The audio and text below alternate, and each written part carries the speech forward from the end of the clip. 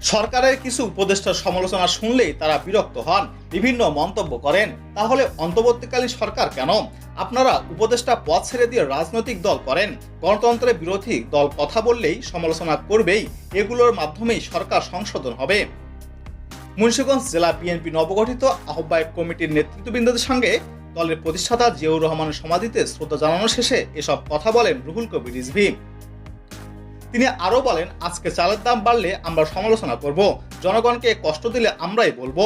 সরকার আন্তরিকভাবে অনেক কাজ করছে, কিন্তু এখনো বাজার সিন্ডিকেট আছে, আইন শৃঙ্খলা পরিস্থিতি স্বাভাবিক হয়নি।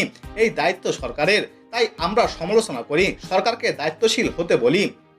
তিনি জানান, শেখ হাসিনা অবাধ সুষ্ঠু নির্বাচন না দিয়ে বন্দুকের ব্যবহার করেছেন। তিনি ভোট কেন্দ্র ফাঁকা রেখেছিলেন, দিনের ভোট রাতে করেছিলেন। জনগণের এই স্মৃতি অত্যন্ত দুঃসহ, এটি অব্যাহত থাকুক, জনগণ তা আর চায় না। এজন্য অন্তর্বর্তীকালীন সরকারকে নির্বাচন রোডম্যাপ এবং ডেডলাইন দিতে হবে।